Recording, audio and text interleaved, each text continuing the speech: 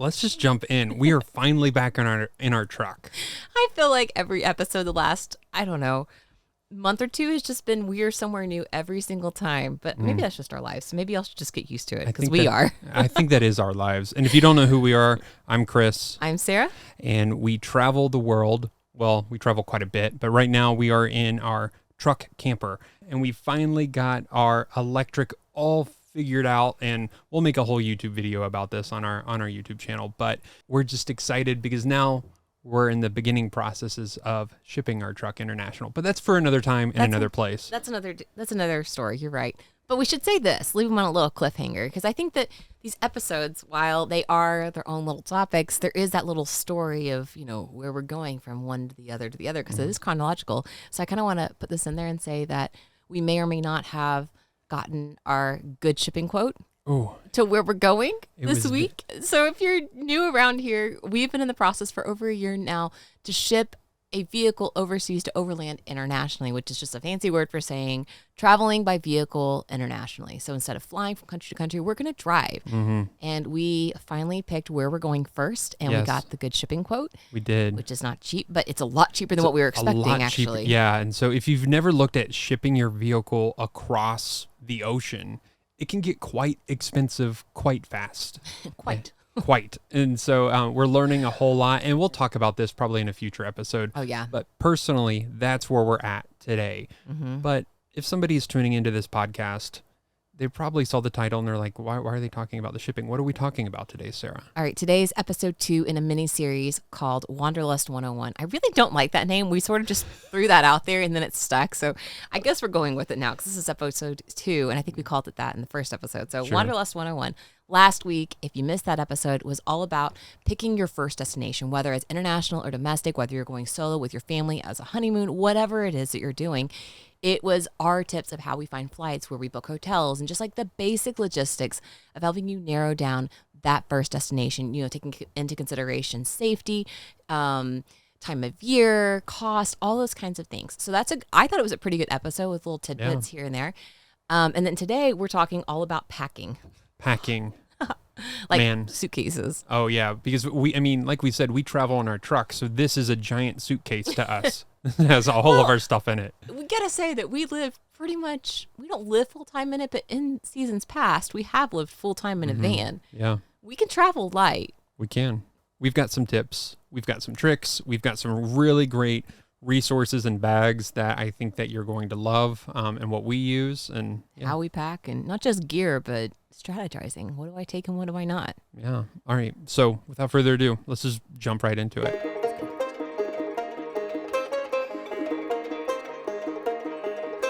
What is your mindset when you pack, Chris? What's that lady, Marie Kondo? Oh yeah, just simplicity. Get rid of it. Does this spark joy? Or what is it she says? Does this bring joy to you? Does this bring joy to you? Yeah. I actually never have watched that show. I feel like I should. I need to do another purge. Yeah, probably. That is probably the mindset of packing, internationally or domestic, is minimal. Don't have a lot, because the worst thing in the world is being in the airport or being that guy going into the hotel and your arms are full. You remember as a kid, like you're going to the grocery store and you have all those bags, you're trying to impress your mom, and you've got you're wearing your dad's shoes. Yeah, you've got 20 bags. Yeah, you don't want to look like that while you're traveling, and that's kind of our mindset: is be minimal. Be as minimal as you can. But I also think that there are a lot of people out there who say, I only pack carry-on, and I have for 5 years traveling full-time, and like it's some award. Truthfully, yes, while that is easy, like when you're lugging things around, say you don't want to have to carry a massive suitcase up 3 or 4 flights of stairs in Europe or New York or wherever you are when they don't have elevators. I also don't want to say that it's a terrible idea to pack a checked bag, because we almost always have to, because we carry a lot of camera gear. It's our job. We love doing it. We carry laptops, and we carry a dog, which counts as my personal item in cabin because he goes under the seat in front of me. Yeah, surprisingly, he hasn't figured out how to carry something for him. Right. So we are saying all that to say we have gotten pretty used to having to check a bag. Could we do carry-on only if it weren't for Kramer and all the camera gear? Absolutely. Like we 100% could. But checking a bag is not always bad, because our doing so will allow us to carry less through the airport. So when we get there, yes, we have a big bag that we're taking with us from hotel to hotel or wherever we're moving around to. It keeps us lighter while actually in the traveling position going through airports. So it's not all bad. And most airlines will give you, well, maybe not most, but many airlines will give you your first checked bag free if you're going international. Like we always fly Delta, or not always, but often fly Delta, and they do give you your first international bag free. So it's not like it's all that more expensive. It just can be inconvenient. So depending on what kind of trip you're having, depending on how often you're moving around, maybe you're moving around every night. We don't. We usually are in a hotel for at least a week before we move on to the next place. So it's not a big deal to us. But consider how often you're moving around and how many bags is too many bags. Yeah. But when in doubt, pack less. So I guess it comes down to what is necessary or essential and what is kind of glamorous. You know, how do you decide that? It depends on what season you're traveling in. So you have to take into consideration like weather, whether or not you need a coat, or whether you need 5 different pairs of shoes. Shoes are always a thing we overpack. And whether or not you need a computer at all. Are you working? If you aren't working, you probably don't need to bring your laptop. We have to bring a lot of stuff. Like, you know, work gear is essential, the camera gear is essential, and then we have to bring clothes. But as far as, you know, packing 20 mini toiletries, like, you know, 3 things of shampoo and 3 things of toothpaste, like you just don't need it. You will find those things in every corner of the earth. Yeah. And worst case scenario, you're staying at a hotel, they'll have the toothpaste, and sure, you're going to pay $3 or $4 extra for that there, but it's not the end of the world. Yeah. I'd say save the space. Don't stress. Don't buy 20 of everything. Buy 1 of everything. I always carry 1 little mini shampoo, conditioner, body wash, toothpaste, those kind of things to get me through. And then if we need more, I'll just get it when we're there. Yeah. Doesn't make sense to haul it all around the world. Okay. Let's get into the nitty gritty. Okay. How many pieces of underwear do you take? I think I always overpack that. Everybody does. It doesn't take up that much room. Like, might as well take 20 pairs. I mean, yeah, you may have an accident. Like, I mean, like, let's talk about this. Like, so my rule of thumb, I like to try to take, if I'm going somewhere a week, I like to do a week's worth of underwear plus 2. Just for those 2 days where you just in can't hold case. it. Yeah, just in case you get some tie tummy. Yeah, whatever, like just in case. But just in case is concerning. Just in case. How often have you needed that just in case? Surprisingly, not a lot, but I think about that all the time. And then the same goes for socks too. You I know? thought you were going to say for Sarah. I was like, whoa, speak for yourself. Unless there's something super specialized. And this is where it comes down to necessities. Like if you have certain medicines, if you have a very specific need of, I want this kind of cosmetic or something, go ahead and bring it, because finding exact things abroad will be a little more difficult. Now, domestically, you're going to be set, but just know that more often than not, you're going to be able to find what you need. Mm-hmm. Yeah. All right. So we're getting ready to go on our trip. We should probably move on to the next segment, which is creating a packing list. Mm-hmm. What is this? Like, tell me about your ways.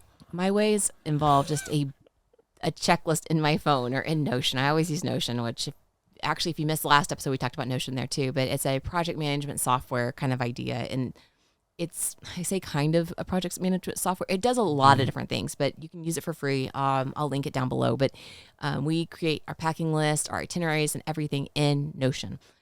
So I'll come up with a checklist. I'll do it by category, and I'll take into consideration that trip. But I start planning like long in advance. I don't necessarily pack until like the day before, but as I think of something, I'll just pull up the app on my phone and be like, oh, I really want to make sure I don't forget my swimsuit cover up for the trip to Mexico or something like that. Something I know I probably will forget because I don't take it on every trip. I'll go ahead and pull it out and just like mentally make a note of that. Mm-hmm. So usually the packing process starts long before I ever pull the suitcase out of the closet, especially for a trip that's a little bit bigger or more exotic. And I really want to make sure I have everything I need. Mm-hmm.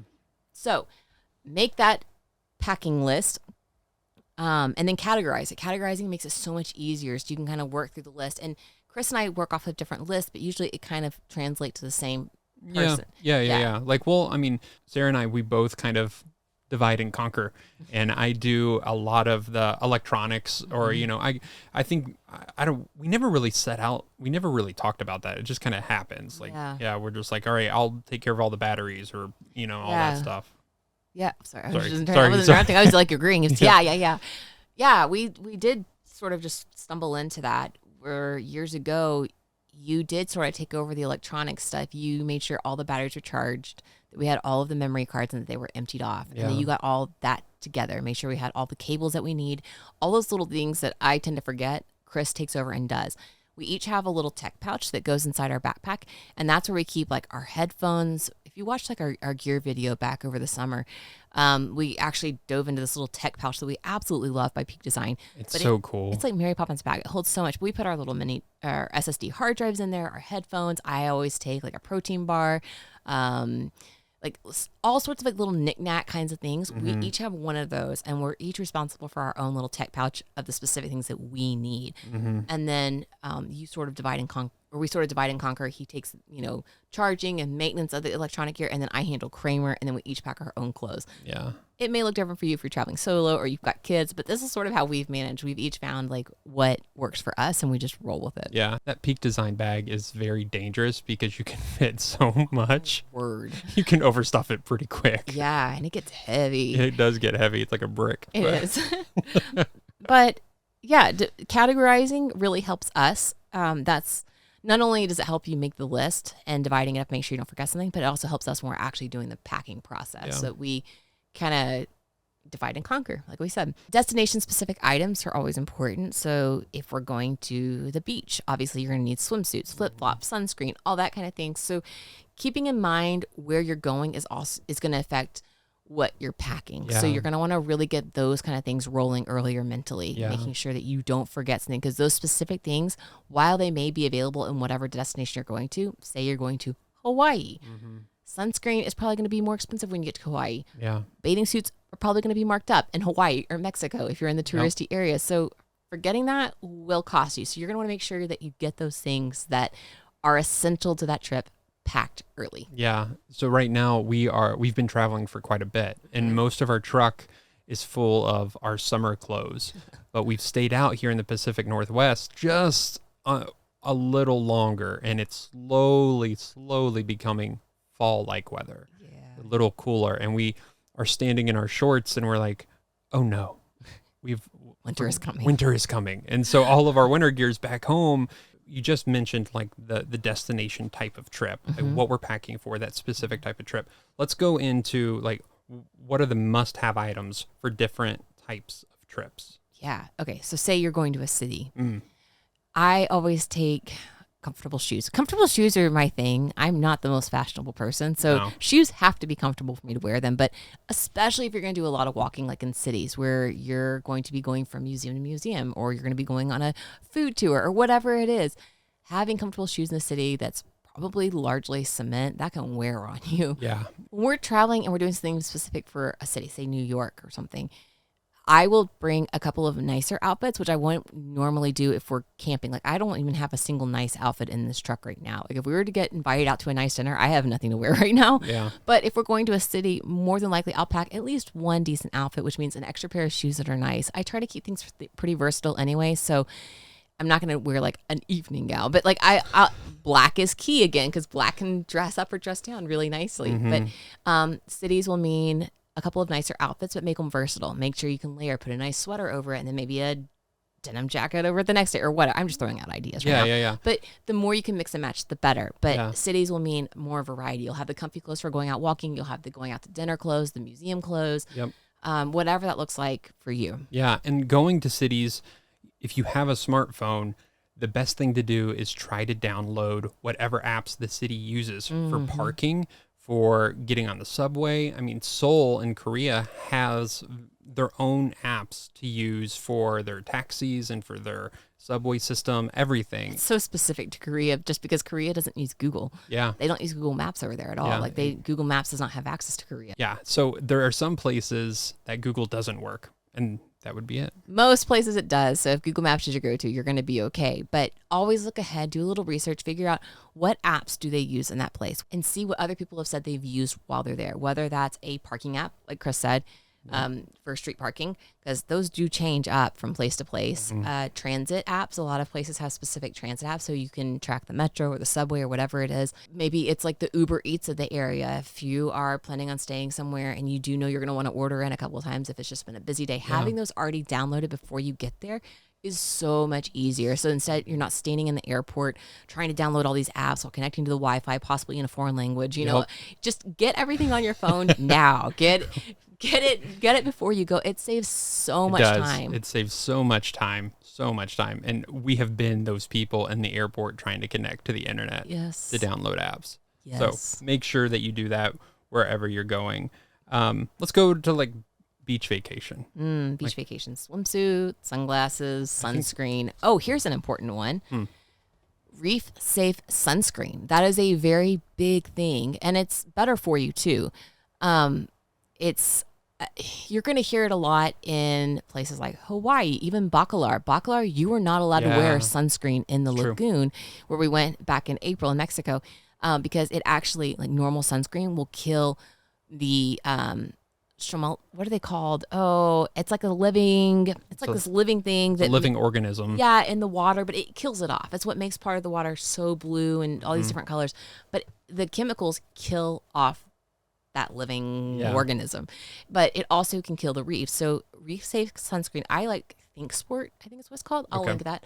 I've used that for a long time. It's zinc oxide. It does have a whitish tint to it. It's not the most beautiful, but when you are out in the sun all day, it does a good job, and it's safe for you, and it's safe for the water and anything else that you're in. Yeah, I feel like beach trips are pretty easy to pack for, very minimal to pack for. Flip-flops, a good Hawaiian shirt, and a swimsuit, just like, I mean, that's all you really need, and sunglasses. Yeah, there's not a whole lot that I would say that you need for beaches. Yeah, but we said that some of those items will get marked up pretty heavily. Like in Mexico, they will mark up the bug spray and the sunscreen. That is true. So always, it may seem annoying to be packing a heavy bottle of sunscreen.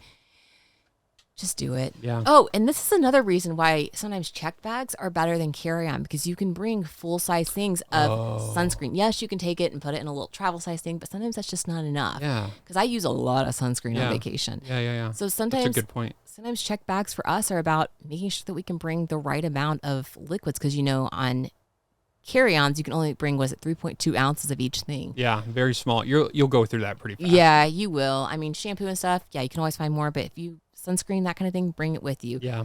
So, all right, we did cities, beaches, and next is the adventure, the outside, the rural, like you're going hiking, mountains, whatever, cabins.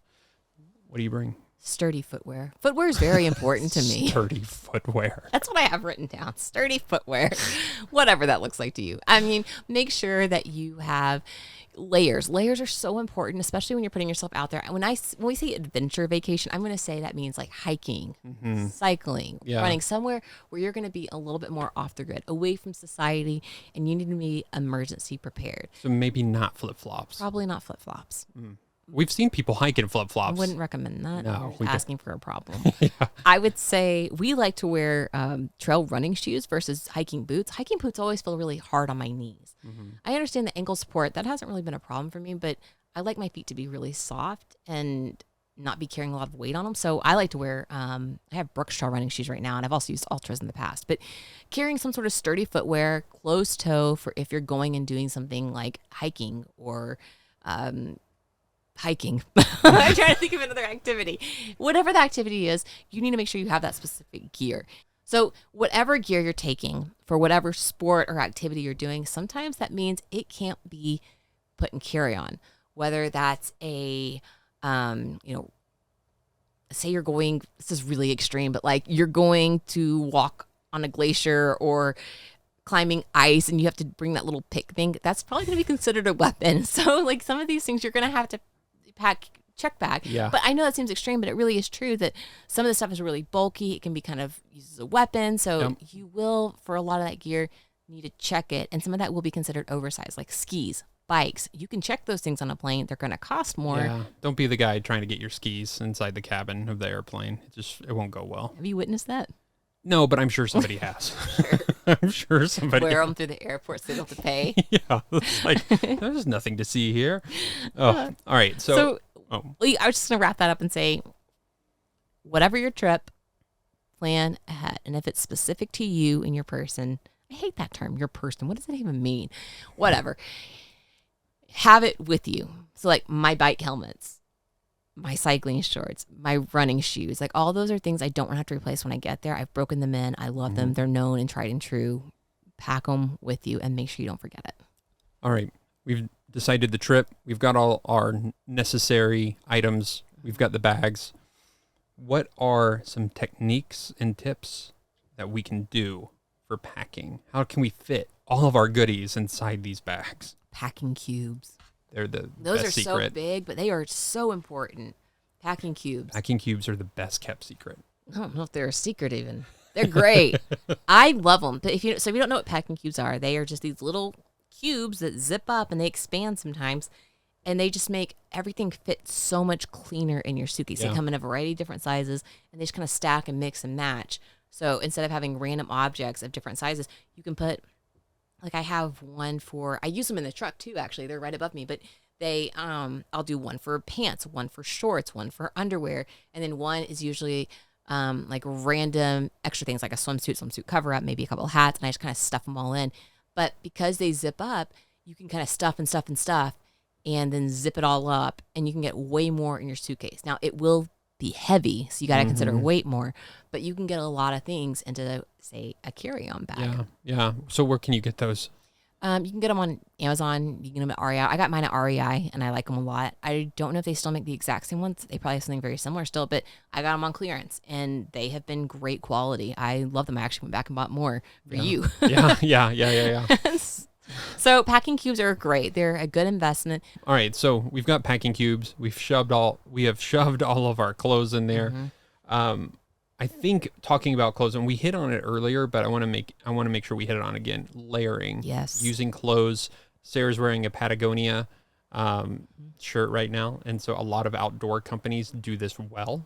They layer very well, so you can go buy an entire outfit, but then have 3 different outfits or 4 different outfits from just buying those one set of clothes. Yeah, we like to mix and match a lot, and we're not very expensive people. We always work on a budget, but I feel like clothes are one of those things that we have invested in over time, especially brands like Patagonia. Like, they are expensive, no doubt, but you can work up to it and kind of build a kit over the years, and that's what we've done. So we have all these different pieces that we mix and match. And if you're not sure about how to mix and match, say you're going somewhere cold like Iceland and you're not really sure how to layer, you're new to this, when in doubt, ask. I always say go to REI, because the people at REI know how to layer. Find somebody over there and say, I'm going to so-and-so, and I want to make sure that I am protected from the rain and the cold. How do I layer appropriately to where it'll dry quickly? And they will help you. Obviously, it might be expensive, but they will at least show you how to do it. Like, start with the long underwear and then the layers. Like, you don't want to put cotton at the bottom. Yeah. All this kind of things. You want things to breathe and dry. And getting dressed while traveling is actually its own technique. But yeah, layering is very important and keeping things versatile. And I think quality over quantity for sure. Do you know what the worst thing is? What? When you have packed your toiletry bag and it is leaked. Oh everywhere. my gosh. Yes. I had that happen. Me too. I've had it happen. Like a couple weeks ago, actually. Ugh. It was disgusting. Last year in our last van, I got so lazy last year living in the van that I was like, you know what? I am done having shampoo and conditioner. I went out and I got one shampoo and conditioner combined, which is terrible for my hair. The mega bottle. The mega Fructis or whatever it was. 3 in 1. It was. I was so over it. I was like, you know what? I don't have time for this in the van. I don't want to use so much water. We have a small water tank.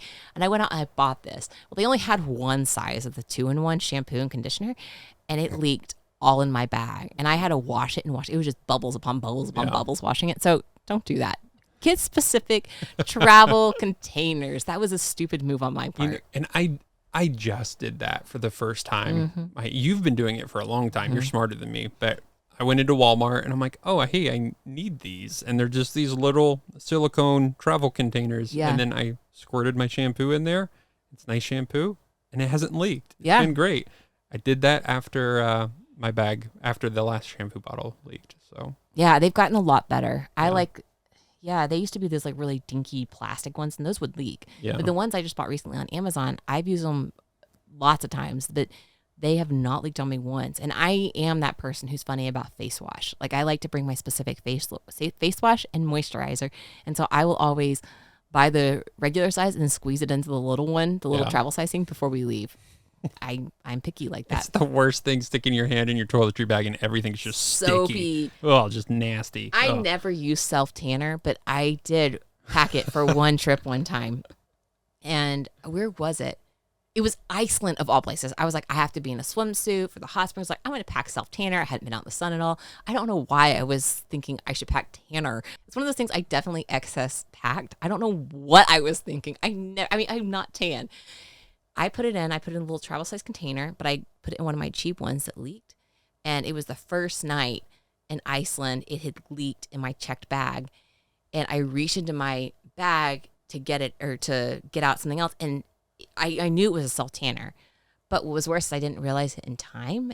And so my whole hand, like, do you remember that? My palm of my hand was like streaked dark brown. And for days I had this, and it was the last time I've ever packed self-tanner. Nobody wanted to shake your hand. No, I looked diseased. But anyway, just be careful with how you pack and what you pack. Don't pack self-tanner. I don't know what I was thinking. Yeah, and if you're asking, like, I mean, we'll link our toiletry bags down too that we use. I mean, they're just basic REI toiletry bags. I love them. It's just a big bucket that we put our stuff in, and it all fits. They're great. I have one for makeup and one for toiletries, and they're kind of like packing cubes too, where they just line up straight in the suitcase. Yep. So let's talk about trying to pack light. And I think that this will be the last really big section, but how do we pack light? Because don't pack sunless tanner. Yeah, that. And then, because the worst thing is being at the airport and then you packed everything. I mean, maybe you jumped on the suitcase, like I sit on it, you zip it.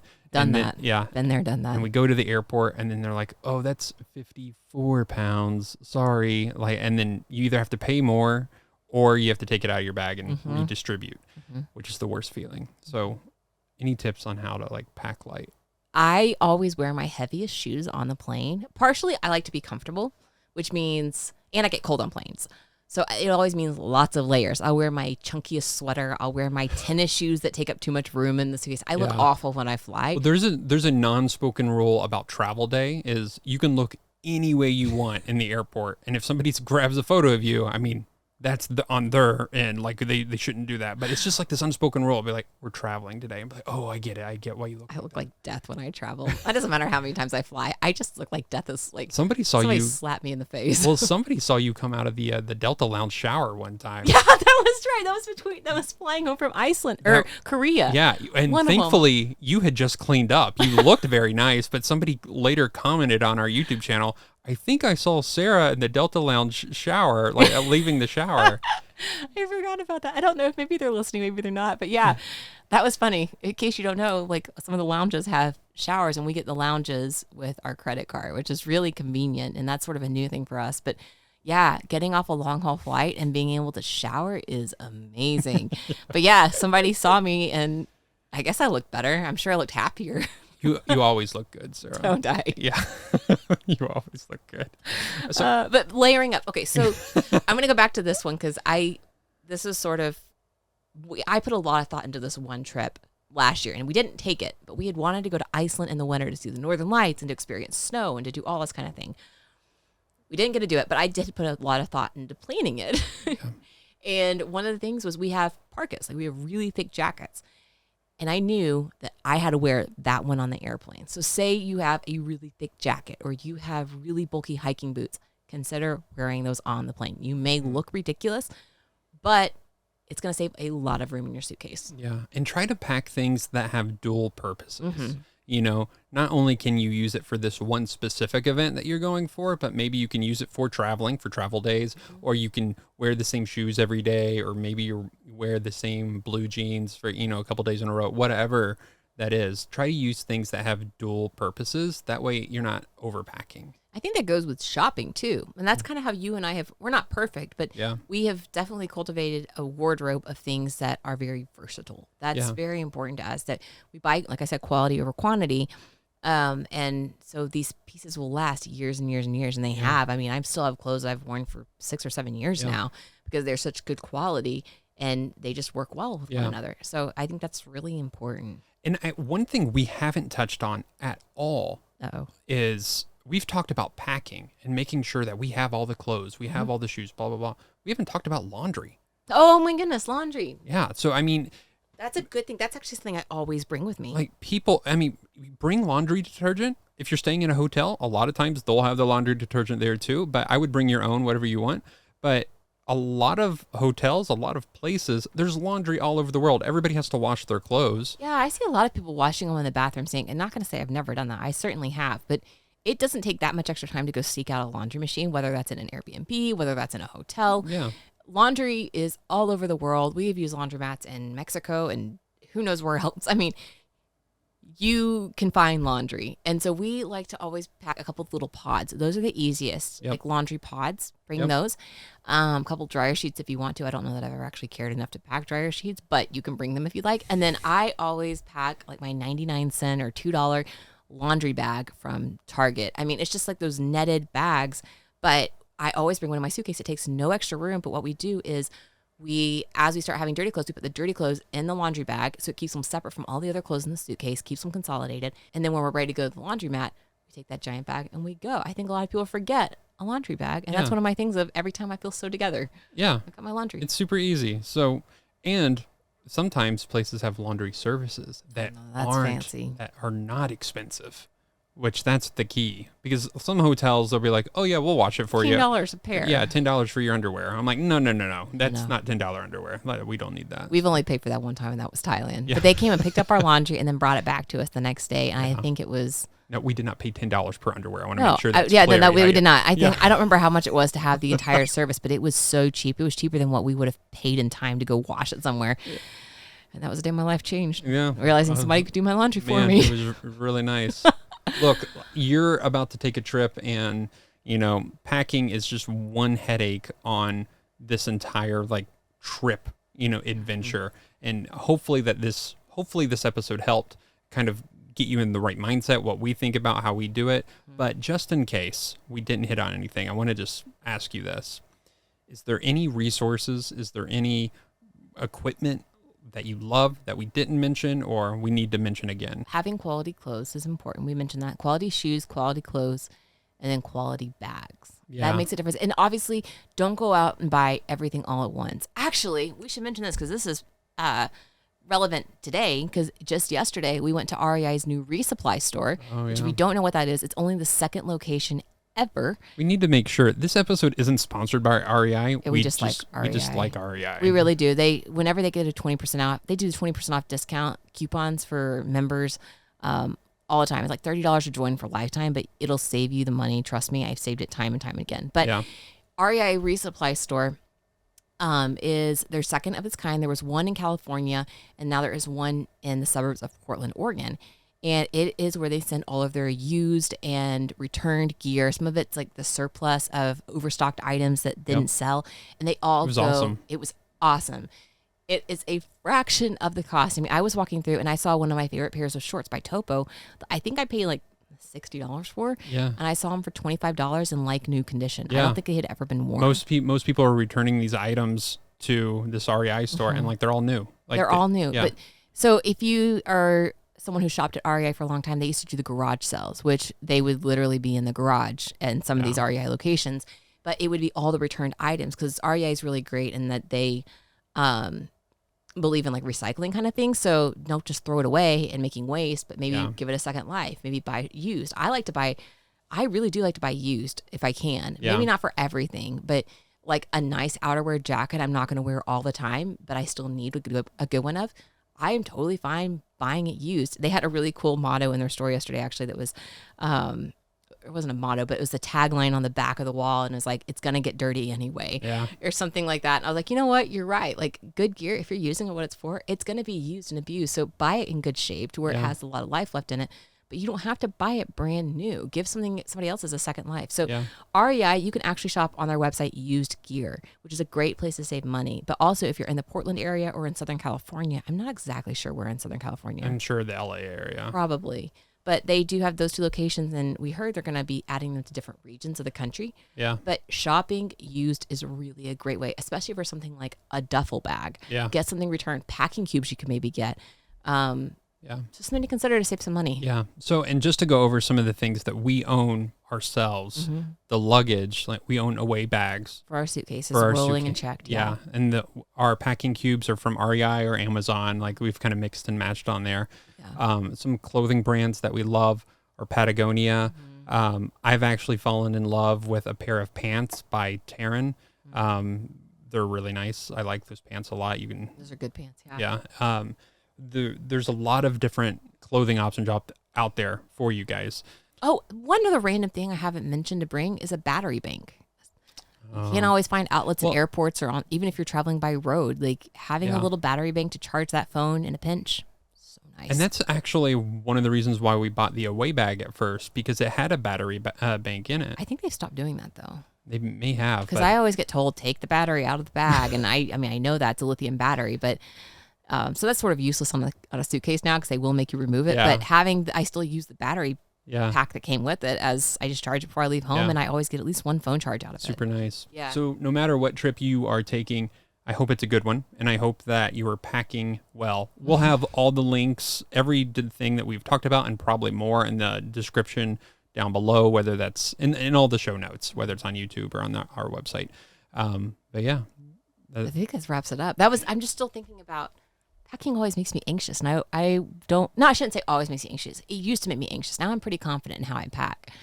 But it does take a little practice, like making sure you know what you need and don't need. So just, I think start early is a good piece of advice to leave them on. Start early, get that list running. Well, even if you don't use Notion, whatever you use, notepad in your phone, whatever, just start writing things down mentally so you don't forget. It'll take a lot of stress off you. Yeah. If you're like me, very type A, just help yourself. All Anyway, right. That was it for this episode. We'll see you in the next one. see ya. Thanks for listening to What No One Tells You with Chris and Sara. If you have a comment or question that you want answered on the air, be sure to send us a message to hello@chrisandsara.com, or you can call or text our phone number at 423-825-9572. Thanks for listening.